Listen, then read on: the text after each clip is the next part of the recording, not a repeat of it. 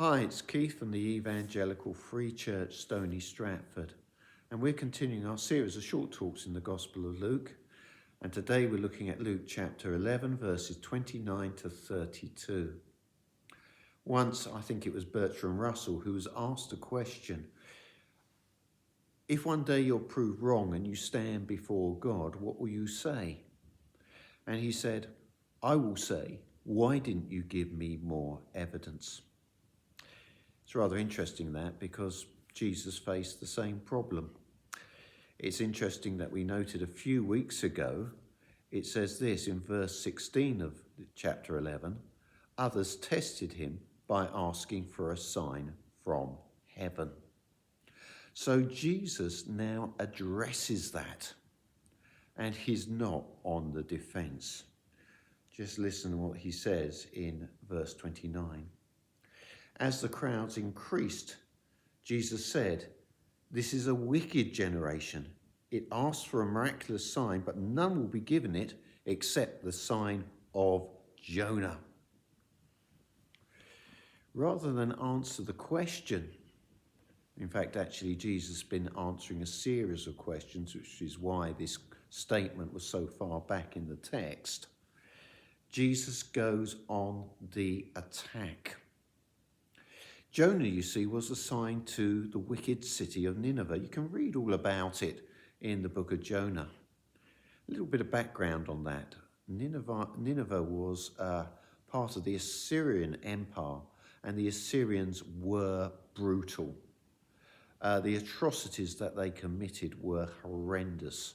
The things they did to their prisoners were, well, definitely banned by the Geneva Convention. But Jonah, when he went to preach there, was assigned to them. We'll get back to why that is in a minute. Then Jesus says something else.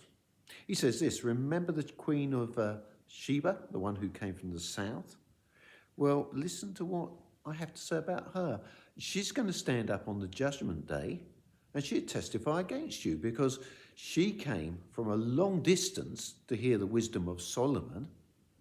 But now someone greater than Solomon is here. It's hardly defensive, is it? Jesus is saying, I have more wisdom than Solomon. So how was Jonah assigned to get back to that? Well, it'd be useful just quickly to look at another passage that mentions Jonah. At another time, Jesus goes into detail. But he doesn't really need to with these Jews here, because they would have known the story. But for us, let's look at Matthew 12 and verse 40. Jesus says this, for as Jonah was 3 days and 3 nights in the belly of a huge fish, so the Son of Man will be 3 days and 3 nights in the heart of the earth. Jesus uses Jonah as an example that points to his ministry. You see, it's rather interesting, really. What happened to Jonah? Well, actually, if we look at Jonah chapter 2, he kind of says, I metaphorically died when I was swallowed by that great fish. I was metaphorically buried. I was metaphorically resurrected when I was given a second chance by God. I deserved his judgment because I'd rebelled against him and wouldn't go to Nineveh. It was hardly an enticing prospect for a Jew. But I was given this second chance. And Jesus says that's what's going to happen to me. I'm going to literally die. I will literally be buried, and I will literally be resurrected.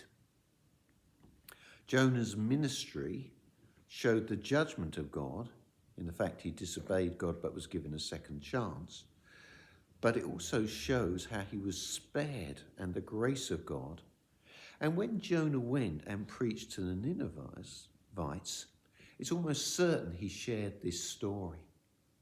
They would have marveled at God's grace, and they repented, as wicked as they were. But do you notice something? Jesus is saying, my ministry is greater than that. Why was it greater? Well, actually, the incident where they were asking for a sign from heaven was quite simply after he cast out a demon. These people had heard Jesus teach. They'd heard his wisdom when he taught. They'd seen the miracles, and yet they said, "We want a sign from heaven." Whether they wanted him to stop the sun going down or something like that, I don't know. But what would have been the point of such a miracle? Jesus didn't do miracles like that. He wasn't someone just entertaining a crowd like a magician or something like that. The point is, they'd seen everything that Jesus had done, and yet they would not turn and believe in him. We actually have a lot of evidence in the Bible.